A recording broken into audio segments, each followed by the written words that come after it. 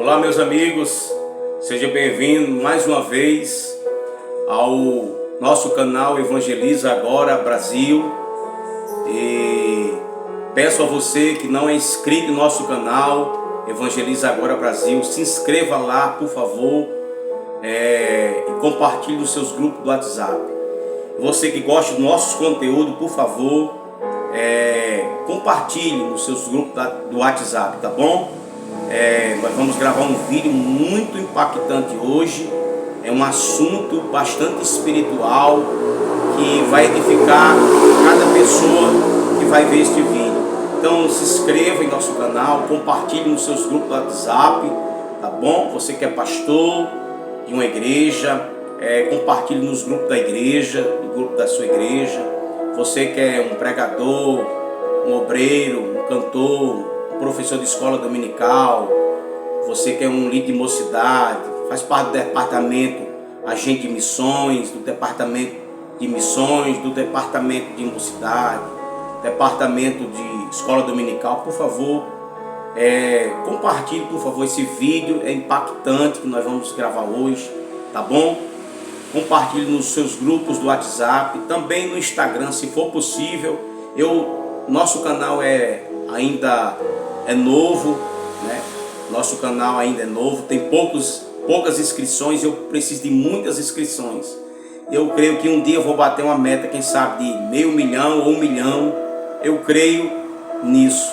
Então, se você pode compartilhar, compartilhe no Facebook, no Instagram, tá bom? E manda seu like lá. Nós vamos hoje falar sobre um tema bastante impactante e importantíssimo, que tem sido esporádico, tem sido um assunto esporádico, esquecido. O tema é o plano da salvação. Lá embaixo, você vai, estou apontando o dedo lá embaixo, tem o plano da salvação e a primeira parte. Por quê? Porque a gente gravou um vídeo e não deu para dar o complemento. Nosso vídeo teve uma doencinha, um probleminha, e a gente teve que consertar ele, mas graças a Deus nos ajeitamos e estamos gravando hoje, e vai ser bênção essa temática, esse tema, o plano da salvação. Mas antes, nós vamos trazer uma referência bíblica. 1 Pedro, capítulo 1, versículo 9, diz assim: alcançando o fim da vossa fé, a salvação da alma. Essa referência bíblica está na primeira epístola universal de Pedro, capítulo 1, versículo 9. Olha o que diz a exegese bíblica. A exegese bíblica é a ciência que interpreta o próprio texto. A Bíblia por si se explica. Olha o que diz: alcançando o fim da vossa fé. Aí tem um ponto, uma vírgula. Alcançando o fim da vossa fé. O que é o fim da vossa fé? Aí vírgula, ele vai dizer, a própria Bíblia vai dizer, a salvação da alma. Então nós vamos trabalhar este assunto aqui, dessa palavra aqui, da salvação. Então você também vai lá para Romanos, carta de Paulo aos Romanos, carta de Paulo, agora Paulo, não é Pedro, Romanos, carta de Paulo, ele escreveu essa carta, mas não foi pessoalmente a essa igreja.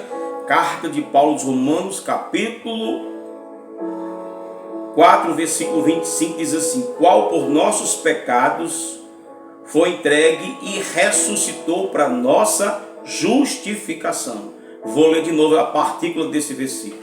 O qual por nossos pecados foi entregue e ressuscitou para nossa justificação. Eu gosto muito de fazer anotações, até nos cultos, se for possível, faça. Não sei se você gosta de fazer. Por favor, faça uma anotação aí dessa palavra, justificação.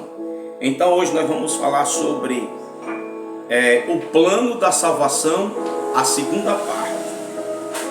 No livro de Isaías, contém 66 capítulos. Isaías é conhecido como o profeta que mais profetizou a respeito do Messias, das promessas messiânicas. Está inserido no livro do profeta messiânico, o profeta Isaías.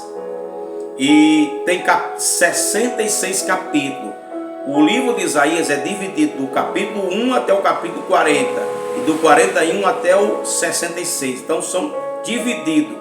Nesses 66 capítulos aparece a palavra salvação por 27 vezes. Isso dá uma conotação, como a Bíblia é tremenda, né? Faz uma junção, conotação espiritual com os 27 livros do Novo Testamento. Os 27 livros do Novo Testamento falam da maior necessidade de Deus, e é demonstrar, revelar o plano da salvação. A maior necessidade no livro do profeta Isaías é Deus revelando a salvação a todos os homens, porque literalmente eu quero aqui falar, trazer uma observação. O homem primeiramente anda desviado de Deus. Depois que ele pecou lá no Éden, o homem caiu, o homem hoje se encontra desviado. E a Bíblia faz uma comparação. Isaías vai dizer isso no capítulo 53, versículo 6. E todos nós éramos como ovelhas, uma metáfora, uma figura de linguagem. Nós éramos como ovelha, cada um se desviava pelo seu próprio caminho. Então o homem está desviado literalmente de Deus.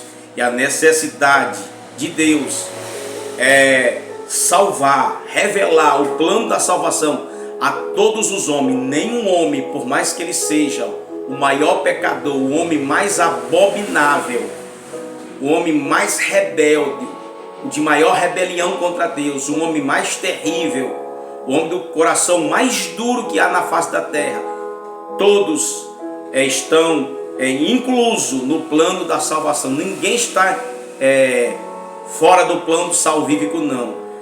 Timóteo diz assim, que quer que todos os homens, carta de Paulo a Timóteo, que quer que todos os homens se salvem. Deus quer salvar o homem. Não existe salvação. Jesus não morreu para algumas pessoas, não existe. Deus tem um pensamento, uma tese de que Jesus não morreu por todos. Isso aí é uma mentira, isso é um engodo satânico. Jesus morreu sim, literalmente por todos.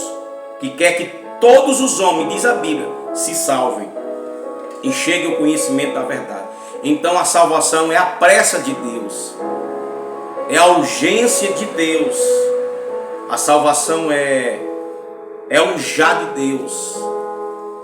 Então Deus tem pressa, Deus tem a sua urgência. E na missiologia, a missiologia fala da evangelização. A evangelizar nunca é para amanhã e nem para ontem. A evangelização é iminente, é para agora, é a pressa, é para a pressa de hoje, é para o hoje, é o já, é o agora de Deus. Então evangelizar na missiologia, tanto na cultural como na transcultural, é evangelizar. Deus tem pressa. A igreja tem um papel importantíssimo de pregar o evangelho. Não é evangelizar amanhã, é hoje. A pressa de Deus é hoje. Por isso que existe essa referência bíblica para a igreja despertar, para evangelizar, para fazer missões. E missões é a pressa de Deus, é a urgência de Deus, é iminente. O que é iminente é agora, é o hoje, é o já de Deus. Então a salvação é a iminência de Deus. Está incluído a palavra iminente. Salvação é uma coisa iminente, ok? Então, por isso que fala da necessidade. Eu quero falar aqui, salvação. O que é a salvação? Talvez você esteja perguntando, o que é a salvação? Salvação vem da palavra grega que significa livramento. Quando Jesus morreu na cruz do Calvário, Jesus morreu para salvar, para nos dar o livramento de um lugar de condenação eterna. Jesus morreu para nos dar o livramento do inferno eterno.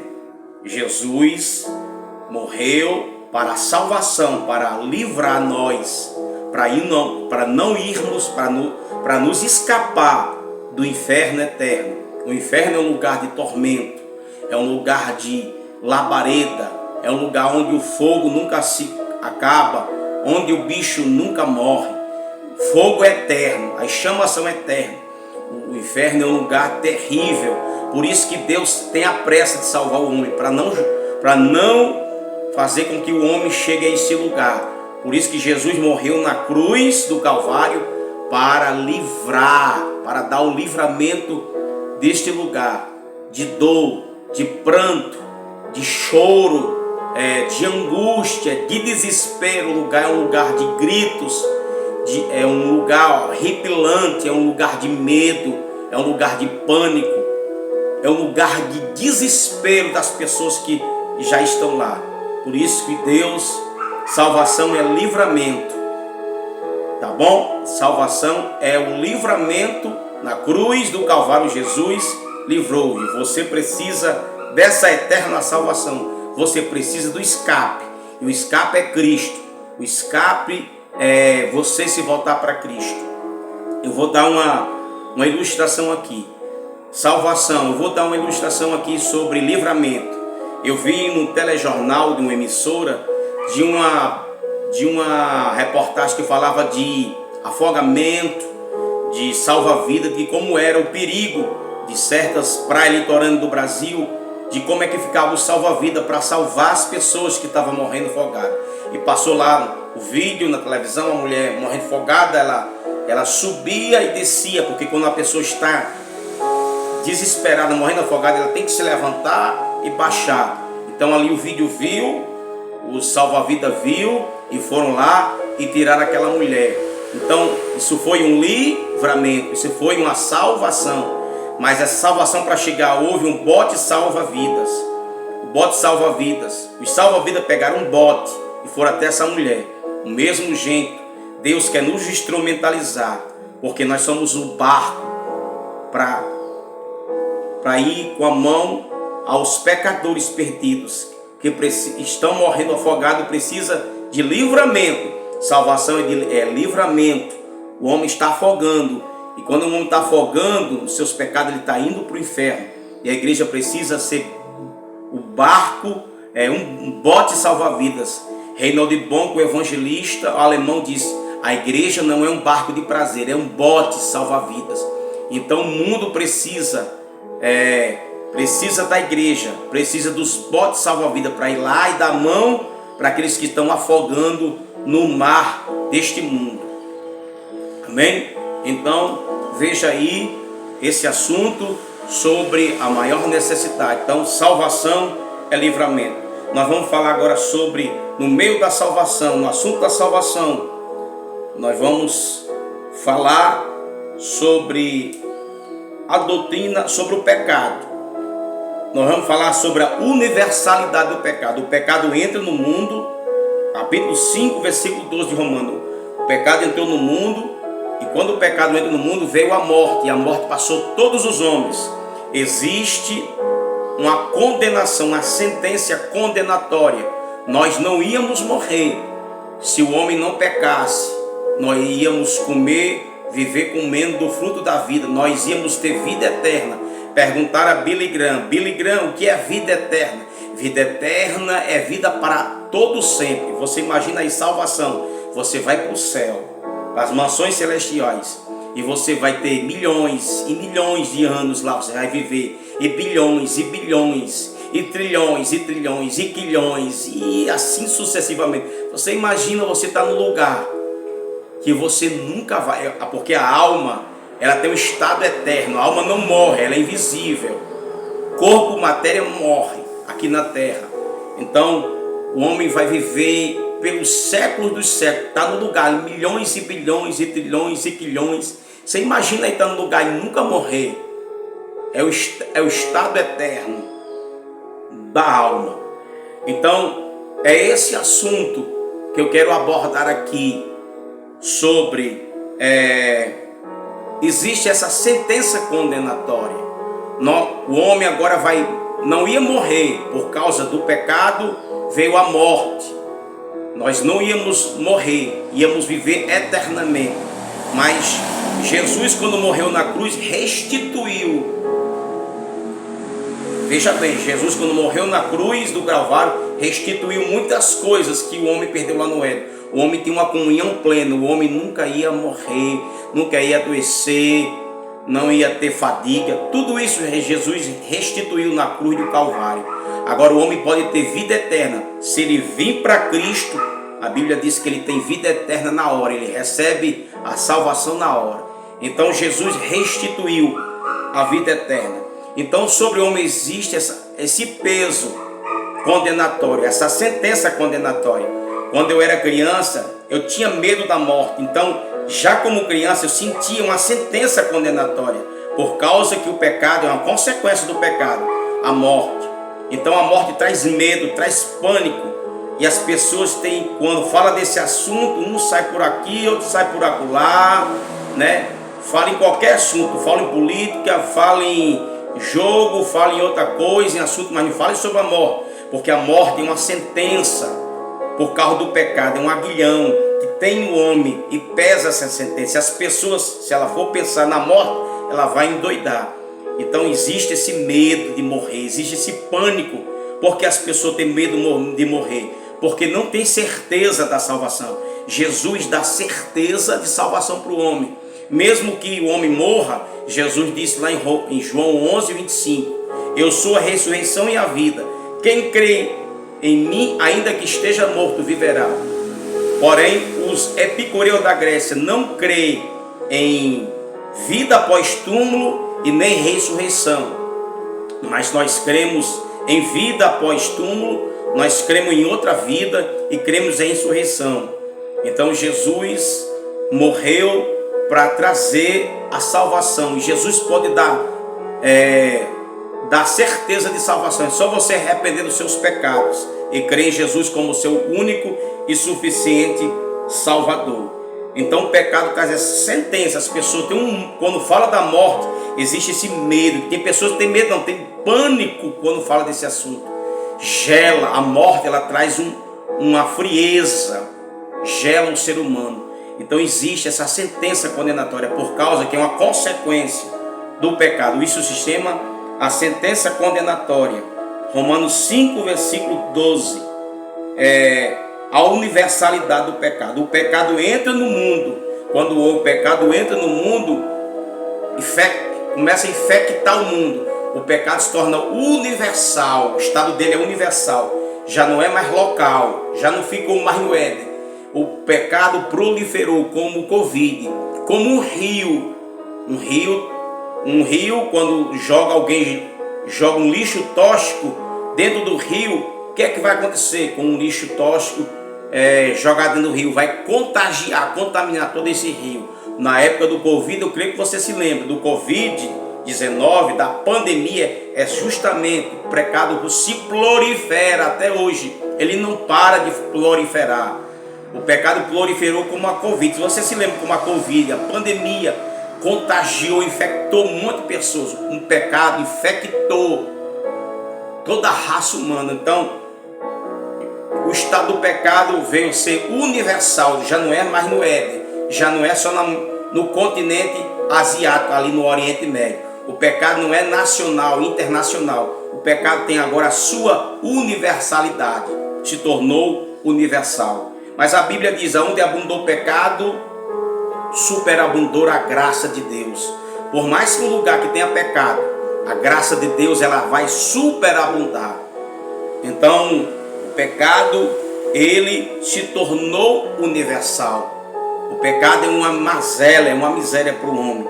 Então o pecado, seu estado é universal.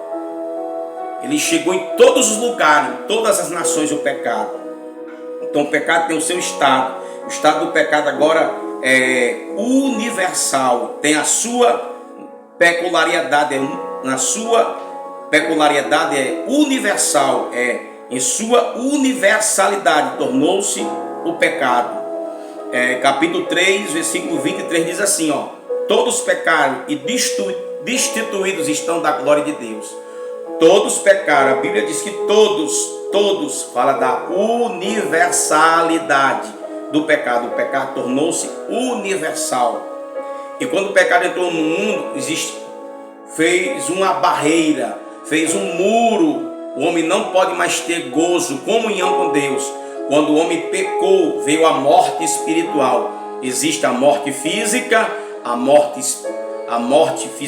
física e espiritual, e existe a morte eterna. A espiritual foi quando Deus disse: se você comer, você vai morrer. E ali eles morreram.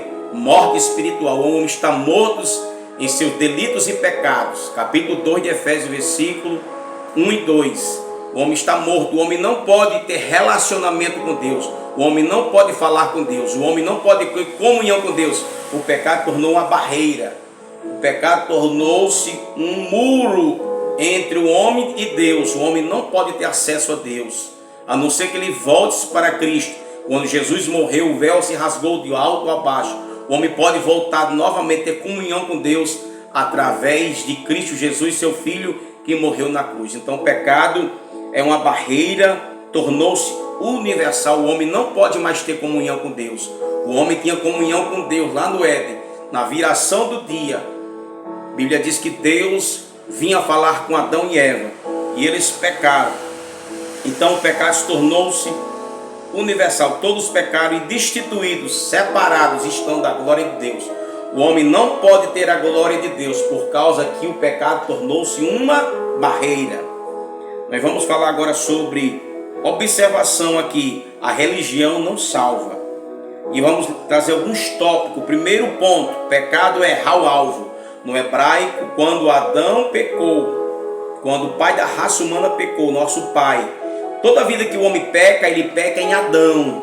A natureza do homem é pecar em Adão, pai da raça humana. Nós pecamos em Adão. Isso fala da originalidade do pecado, que eu já falei. Pecar é errar o alvo. No hebraico significa errar o alvo. Toda vez que o homem peca, ele erra o alvo. Mas quando a gente vem para Cristo, a gente veio para acertar o alvo. Jesus nos transformou, nos lavou, trouxe a remissão do nosso pecado. Segundo ponto é cair de lado. Pecado é cair. Quantas pessoas estão desfiguradas? Se você pegar uma criação de Deus como alguém que usufrui de droga, você vê a deficiência do pecado. O pecado trouxe uma deficiência para o homem, trouxe uma lacuna, deixou o homem vazio. Então o homem está com a deficiência, está com a mancha, maculou o homem. Se você pegar alguém nas drogas, no crack, você vai lá ver, aquilo ali, tudo ali é o estado do pecado. Aquilo ali é a queda. O homem, como é que o pecado deixa a pessoa no lixo? Usufruir droga sem parar 24 horas, isso aí chama queda. O pecado é cair de lado. Se você pegar alguém com o pecado trouxe, deixou o homem com um semblante escuro, negro, desfigurou o homem. O pecado literalmente desfigurou. Se você pegar um homem feito, um homem que é um homem transformado em mulher, você vai ver, né, que Deus criou macho e fêmea. Você vai ver um homem travesti. Deus não criou homem para se vestir de mulher. Isso aí é a desfiguração que trouxe o pecado. Por exemplo, outra coisa, alguém chega, um ser humano, e mata, pega uma arma e dá tiro nessa pessoa, dá tiros e muitos tiros na cabeça, seja um 38, seja uma M17, seja uma Magnum 44, não importa a arma, tira a vida daquele ser humano. Você acha que aquilo ali é a desfiguração? Deus não criou o homem para pegar um revólver, pegar uma arma, encher encher de bala a cabeça, o corpo daquela pessoa. Isso aí se chama desfiguração do pecado na vida daquele ser humano. Deus não criou o homem para viver roubando, né? Deus não criou o homem para assaltar. Você não vê as pessoas assaltando caixas eletrônicos. Deus não criou. Isso aí é o pecado que desfigurou, trouxe deficiência para o homem. Então, pecado é cair de lado. Pecado também é ofensa contra Deus. Pecado é ofender. Quantas pessoas não gostam de pegar, ofender a Deus, né? Uma cantora, não vou dizer o nome, falta de ética, chegou uma vez numa festa do carnaval, disse assim: fumou maconha, isso aí, tá aí para você, Deus. Então ele está algum pecado da maconha, fumando droga. Ela ofendeu a santidade de Deus. Quando o homem peca, ofende Deus e Deus fica irado. Pecado é ofensa contra a santidade e a glória de Deus. Terceiro ponto. Quarto ponto. Pecado é transgredir a lei de Deus. Vou dar aqui uma ilustração. Você que vai tirar a carteira, ou tirou a carteira lá no Detran, você vai fazer as suas provas psicológicas e a prova na prática. A psicológica você vai notar algumas coisas, as placas, né, que você vai aprender, as placas do trânsito, coisas que proíbem. Por exemplo, a placa vai dizer que você tem que ir só a 40 km. Se você for a 60, você vai estar transgredindo a lei do trânsito. Transgredindo a lei do trânsito, você também vai transgredir, ofender a lei de Deus. É do mesmo jeito, lá no Éden, é como se tivesse lá nas árvores. Aqui você está livre de comer todos os frutos dessa árvore. Porém, nessa árvore aqui, é como se tivesse uma placa. Isso aqui é uma conjectura, não tem na Bíblia isso, pelo amor de Deus. Estou conjecturando. Existiam umas placas lá, proibido comer do fruto desta árvore. É como se fosse naqueles lugares que tem extensão de energia, né? Lá não tem uma caveirinha dizendo proibido entrar aqui, aí tem uma caveirinha, né? Do mesmo jeito, é como se tivesse uma caveirinha no Éden. Não coma desse fruto. Era uma placa, existia uma placa, né? Então, quando ele comeu do fruto, os dois, ele transgrediu a lei de Deus. Então, pecado, você vai estar consciente do que eu vou dizer aqui. Toda vez que você pecar, você está transgredindo a lei de Deus. Amém? Nós vamos falar agora sobre o estado do pecado e as suas consequências. O estado do pecado, vou falar aqui de algumas coisas. Pecado é um estado, viu? Quero deixar bem claro, pecado é um estado. O estado e as consequências do pecado. Depois que o pecado entra no mundo, vem o estado e as suas consequências. Doenças, não ia ter nada não ia ter cemitério, não ia ter funerário, não ia ter nada disso, não ia ter farmácia. Então, as consequências do pecado: doenças, pestes, fome, violência. É por isso que as pessoas precisam estudar a Bíblia Sagrada. Doenças, pestes, fome, violências, guerras, egoísmo. Por que existe tanto isso? Que as pessoas, até os ateus dizem assim, tá aí, cadê Deus? Tantas doenças, tantas pestes, fome, pandemia, violência, guerra, egoísmo. O ateu que diz isso, mas eles têm que entender que isso aqui faz parte das consequências do pecado. A rebelião do homem, o homem se rebeliou contra Deus até hoje o homem se torna inimigo de Deus, desviado. Aí depois vem o orgulho, as consequências, homicídios, tudo isso é o estado do pecado e consequência. Drogas, miséria, catástrofes, prostituição, ocultismo. O que é ocultismo? É adoração a Satanás. Depressão, tudo é consequência. Ódio, ambição, injustiça são estado e as consequências do pecado. Só que o pecado, quando o pecado entrou no mundo, eu quero aqui trazer uma observação bem rápida aqui. O pecado é um veneno, mas contra esse veneno existe um antídoto contra o veneno do pecado. O que é o veneno do pecado? Qual é o antídoto? É o sangue carmesim de Jesus derramado na cruz do Calvário. O antídoto contra o pecado. Por isso que os pregadores têm que pregar sobre o poder do sangue de Jesus. O antídoto e o remédio contra o pecado chama-se o sangue remido, o sangue imaculado, o sangue carmesim de Jesus derramado na cruz do Calvário. No plano da salvação você vai ter que falar da doutrina do pecado. Por quê? Quando você falar da doutrina do pecado, o pecador vai sentir convicção, tristeza profunda do seu pecado. Um dos maiores missiologistas, Oswald Smith, diz que no meio da pregação você tem que abordar a doutrina do pecado, porque quando você fala do assunto do pecado, possa ser que o Espírito Santo comece a fazer com que no assunto da doutrina do pecado, o Espírito Santo fazer com que o pecador sinta miséria, mazela, começa a sentir tristeza a ponto de chorar. Está lá em em Tiago, chorar, começa a chorar suas misérias, começa a sentir tristeza profunda, começa a sentir a profundidade que tem o pecado, a profundeza do pecado. Isso aqui é a profundeza do pecado. Deixa o homem com o coração vago e vazio, a ponto dele sentir uma angústia, sentir uma tristeza. Isso se chama, Oswaldo Smith disse, o nome disso se chama convicção de pecado. E todos os pregadores têm que trazer esse assunto no plano da salvação sobre o pecado. Quando o assunto é abordado, o pecador poderá sentir a miséria e sentir convicção do pecado. No plano da salvação, você vai ter que falar do amor de Deus no plano da salvação. O amor de Deus por toda a sua criatura é demonstrado através de sua oferta, ou seja, o maior presente que Deus deu ao mundo, dando o seu único Filho Jesus para morrer em nosso lugar, o sacrifício vicário, derramando o seu sangue pelos nossos pecados. Aqui o plano da salvação, o amor de Deus. O que é sacrifício vicário? Eu vou dizer agora. Vicário é a morte substitutiva. A obra da cruz foi a obra vicária. A obra vicária é Jesus nos substituiu. Aquela cruz era minha. A palavra vicária significa substituir.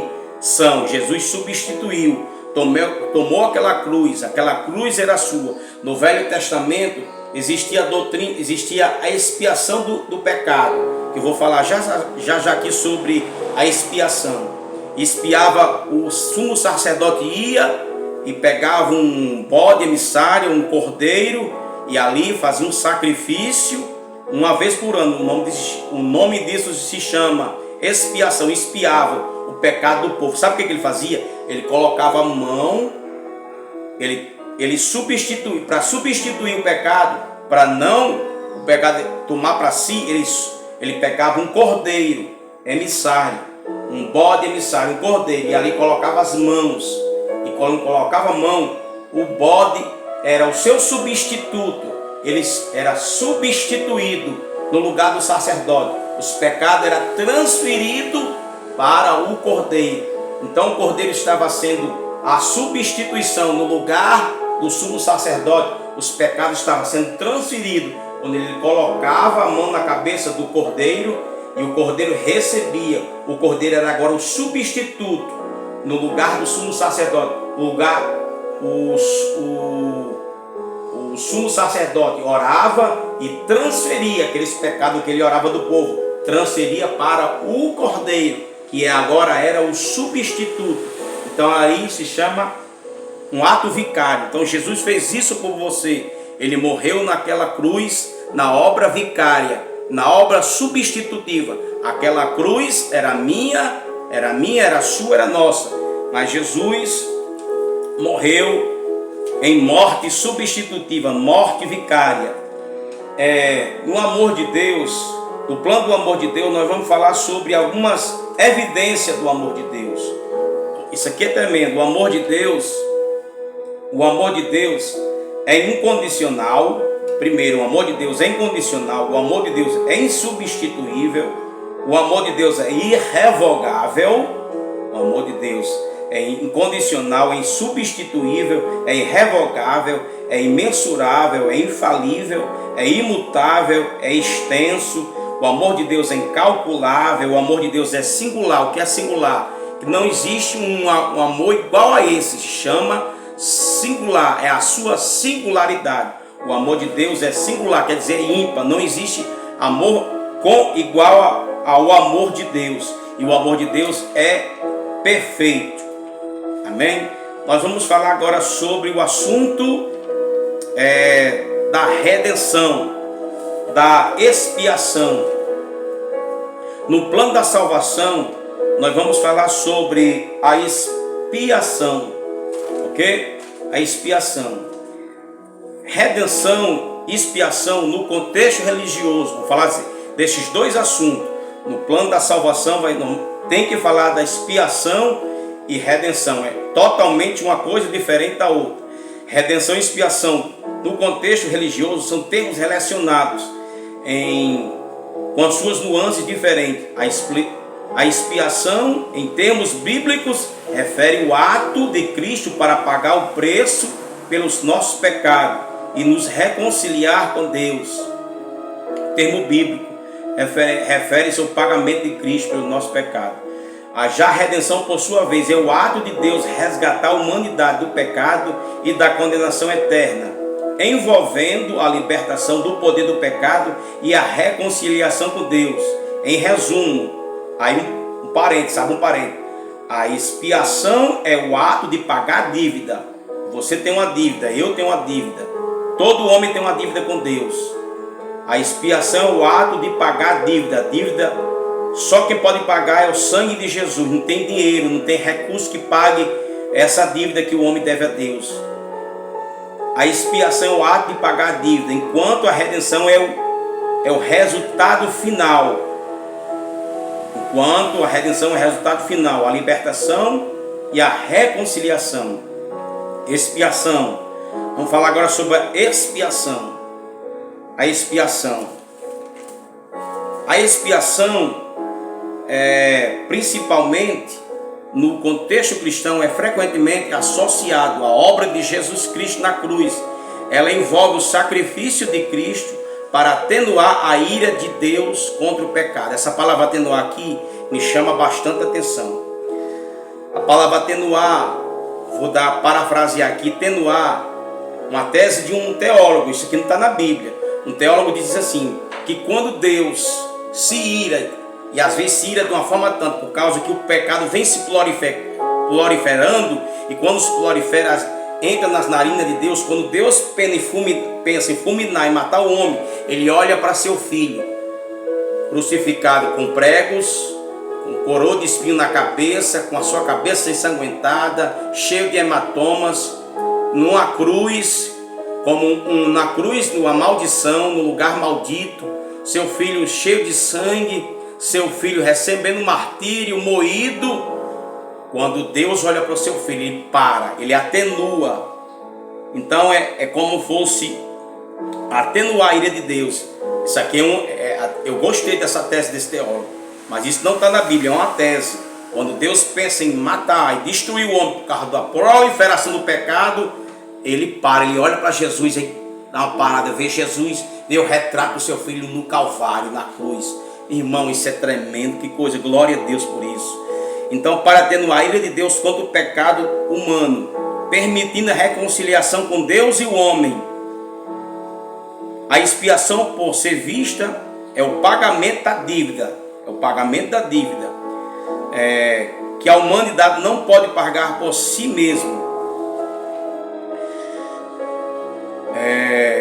Redenção. A redenção, por outro lado, é o ato de Deus resgatar a humanidade do pecado, da condenação eterna. Ela abrange a libertação do poder do pecado, a reconciliação com Deus e a oferta da salvação. Que coisa tremenda, a oferta da salvação eterna.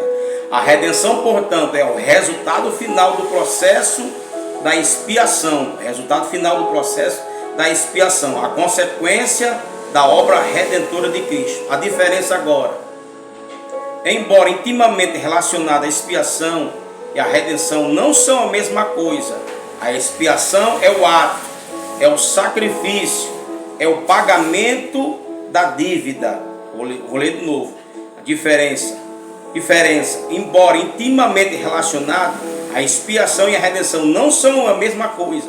A expiação é o ato vicário de Jesus, da substituição, nos substituiu, sacrificou em nosso lugar. É o ato do sacrifício, é o pagamento da dívida.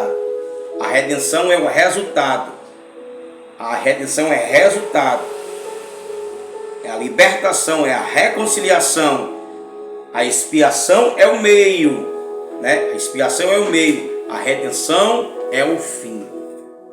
Amém? Então agora nós falamos sobre expiação. Você entendeu bem? Sobre expiação é o ato. Quando Jesus morreu na cruz, substituiu em nosso lugar para sacrificar em nosso meio. Isso aí é o ato, é o meio. Então isso se chama expiação. Já a redenção tem algo a ver com libertar do poder do pecado e a reconciliação com Deus.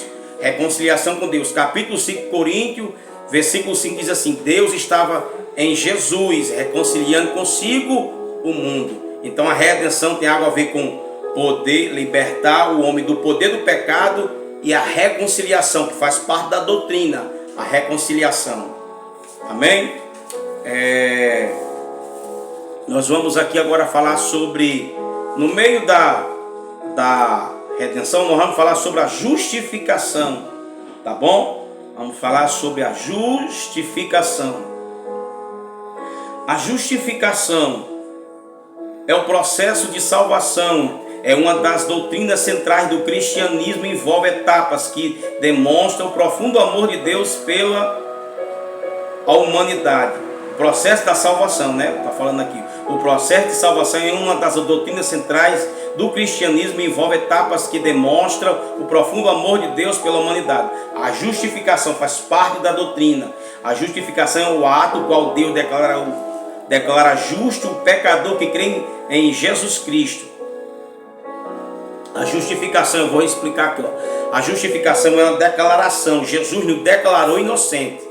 Eu creio que você foi um fórum. No fórum existe o réu, existe o juiz, o promotor e o advogado. O réu está condenado. Jesus viu a gente condenado pelos nossos pecados, nos apresentou o juiz, nos absolveu. Eu acredito que você já viu alguém que foi, mesmo com muitos crimes, eu já vi no Brasil, aqui no Brasil, pessoas com crime sendo absolvidas. Essa semana teve um traficante, que ele mesmo sendo réu foi absolvido pelo juiz, né? Então, a justificação é que Jesus nos declarou inocente, nos absolveu a gente do nosso pecado, nos declarou justos, nos justificou. Deus disse assim: tá aqui, eu estou pagando todos os pecados agora. Eu estou pagando agora, estou absolvendo os pecados deles. Todo pecador que vem para Cristo, ele é absolvido do seu pecado. O que é isso? A justificação é como você tivesse com muitos pecados. No dia que você aceita Jesus, é como você nunca tivesse tido pecado. O nome disso se chama justificação. Jesus nos declara justo perante a igreja e perante a sociedade. Lá a Bíblia diz que ele joga nossos pecados nas profundezas do mar, no mar do esquecimento.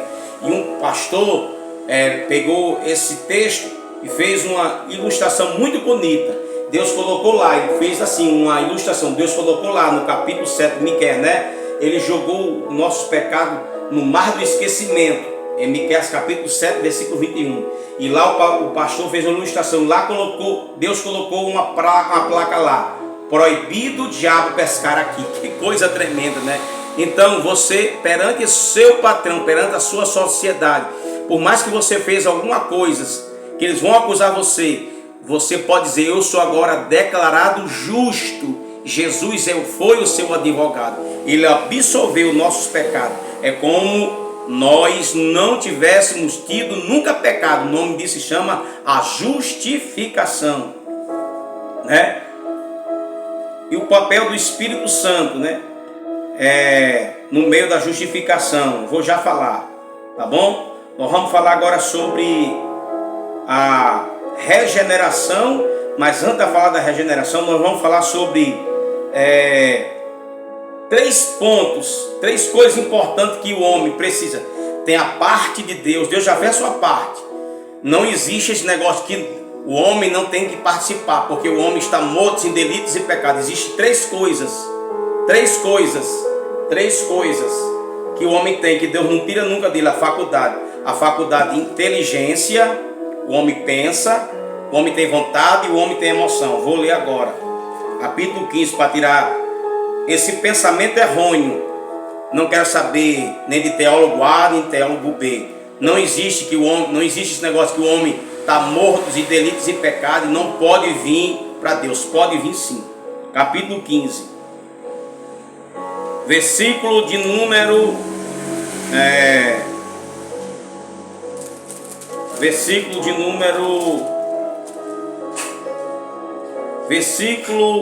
de número 18. Levantar-me-ei e irei ter com meu pai. Levantar-me-ei, inteligência, consciência. Levantar-me-ei e irei ter com meu pai. O filho pródigo: pequei contra o céu, pequei contra o céu, pequei contra o céu. Emoção, ele pecou, sentiu emoção, pequei contra o céu e perante ti, e já não sou digno de ser chamado teu filho. Faze-me como um dos teus trabalhadores. Levantando-se foi para seu pai. Ele sentiu três coisas, o filho pródigo. Esse aqui é um texto extraordinário, que acaba com essa narrativa e esse engodo de dizer que o homem morto não pode ir para Deus. No parte do plano da salvação, Deus fez a sua parte, mas o homem tem que respaldar, o homem tem que ir ao encontro deste plano. Então o homem tem vontade. O filho pródigo, ele disse assim, levantar-me-ei, a Bíblia diz assim, e caindo em si, disse, quando os trabalhadores de meu pai têm abundância de pão, eu aqui pereço fome. Ele sentiu, e caindo em si, consciência, levantar-me-ei, irei ter com meu pai. Vontade, irei ter com meu pai. Pai, peguei contra o céu e perante ti. Olha, apareceu aqui consciência, vontade e emoção. Essas três coisas o filho pródigo teve. Isso aqui acaba com essa tese de que o homem não pode ir para Deus. Na parte do plano da salvação, o homem tem que ir, tem que fazer a sua parte também. O homem tem que fazer sua parte, mesmo que o homem esteja morto em delitos e pecados. Zaqueu foi à procura de Jesus.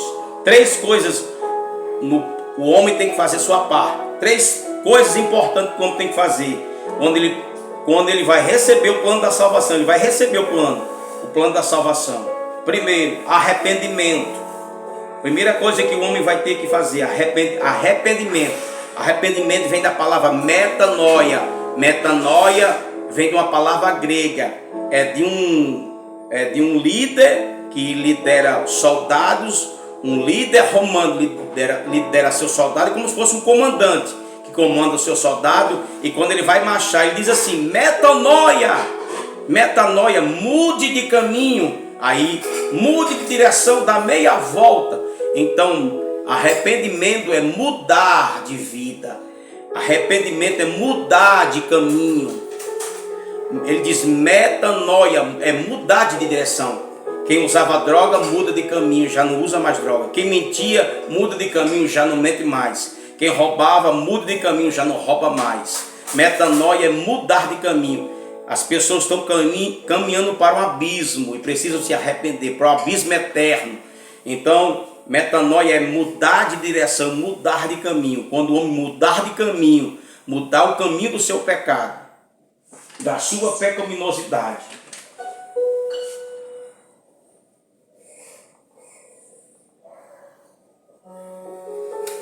Mas vou continuar aqui. Então, metanoia é mudar de caminho. O homem que está matando, o homem que está praticando homicídio, quando ele arrepende-se, ele muda de caminho, já não pratica mais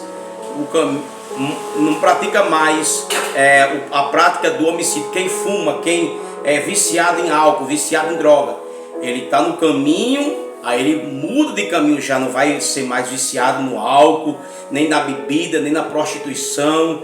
Quem adultera já muda de caminho, não adultera mais, porque metanoia, ele mudou de caminho. Isso aqui é tremendo, né? A palavra pega a palavra do grego, do comandante romano, do seu soldado. A Bíblia é extraordinária, irmão. Faz uma conotação à palavra pecado, à palavra arrependimento. Aí traz uma ilustração justamente para os dias de hoje. O homem precisa de se arrepender. Lucas capítulo 15, versículo 7 e versículo 10. Segunda coisa, o homem tem que fazer confissão. Capítulo 10 de Romanos, versículo 8, versículo 9. O homem tem que confessar, tem que ter confissão. Jesus disse: quem me confessar diante dos homens, eu confessarei diante de Deus, diante dos santos anjos que estão no céu. O homem tem que confessar. Confissão é a parte do homem para ele receber o plano da salvação. Confissão está no capítulo 10 de Romanos, versículo 8 e 9. A saber, com a tua boca. Vamos lá para Romanos, bem rápido aqui. Romanos, capítulo 10, versículo 8 e versículo, diz assim: mais que diz, a palavra está junto de ti, na tua boca e no teu coração. Esta é a palavra da fé que pregamos. A saber, versículo 9, se com a tua boca confessares ao Senhor Jesus, confissão, e em teu coração creres que Deus ressuscitou dos mortos, serás salvo. Versículo 10, visto que com o coração se crê para a justiça, com o coração se crê, mas com a boca se faz confissão. Confissão que? Para a salvação. Pronto, a Bíblia já disse tudo. Segunda coisa, o homem tem que confessar. Terceiro, o homem tem que ter fé. O homem ser salvo, o homem tem que ter fé. Essa aqui é a fé salvífica. Capítulo 10 de Marcos, versículo 52. Quando o cego Bartimeu veio até Jesus e disse: Senhor, eu quero... Jesus disse: que queres que eu te faça? O cego veio até Jesus e disse: eu quero ver. Jesus disse: veja, a tua fé te salvou. Essa aqui é a fé salvífica, a fé para a salvação. Então o homem precisa ter fé, a fé para a salvação. João capítulo 5, versículo 24 diz assim, João capítulo 5, versículo 24. Vou terminar agora. Na verdade vos digo que aquele que ouve a minha palavra e crê naquele que me enviou tem a vida eterna e não entra em condenação, mas passou da morte para a vida. Quero aqui dizer para terminar: a vida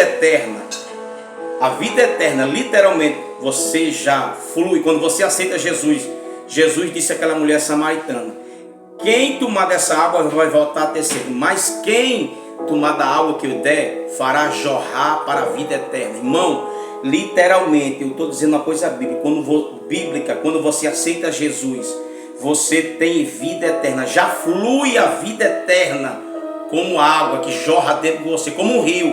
Capítulo 7 de João, versículo 38.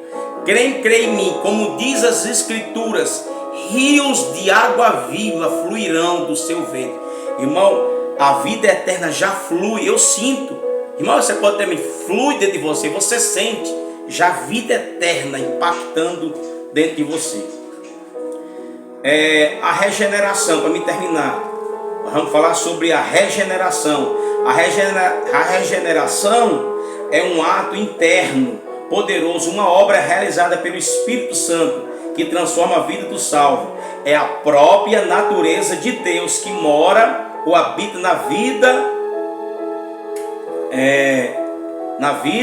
do salvo. É o caráter de Deus na vida do salvo. Irmão, a regeneração, só quem pode fazer é a obra do Espírito Santo. É o Espírito Santo. Só o pregador, o teólogo, o mestre, o pastor pode conhecer a Bíblia de Gênesis e Apocalipse. Só quem pode fazer a obra da regeneração. Está lá no capítulo 3 de João. Quem não nascer da água, quem não nascer de novo, não pode entrar no reino de Deus. Disse Jesus para Nicodemos. Jesus está falando do novo nascimento. O homem precisa nascer de novo. E isso aqui implica a regeneração. Só que, porém, a regeneração é uma obra do Espírito Santo, não é do pregador. É uma obra que nasce, que vem de cima. É a natureza divina e espiritual, o caráter, a justiça, a verdade, o amor, que vai morar. Você vai ter o caráter. Você imagina aí, você parecer com Deus, ter o caráter de Deus morando, habitando dentro de você. O nome disso se chama reconciliação. Mas para isso acontecer, eu já falei aqui sobre a convicção de pecado, não vou falar mais.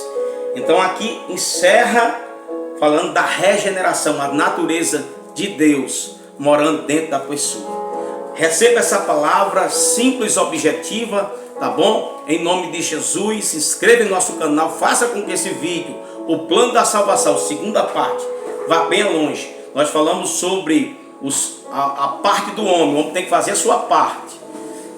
Arrependimento, confissão, né? Jesus disse: quem me confessa diante dos homens, eu confessarei adiante do meu Pai que está no céu, aos santos anjos. O homem tem que confessar. e o homem tem que ter fé. Essas três coisas é a participação, é o homem respaldando a salvação. Amém? Então receba essa palavra do plano da salvação e manda para seus grupos do WhatsApp. Fica todos com a bênção de Deus e a bênção da salvação. E eu quero profetizar que esse plano da salvação vai abordar, vai ser restaurado aos púlpitos das nossas igrejas, em nome de Jesus. Amém?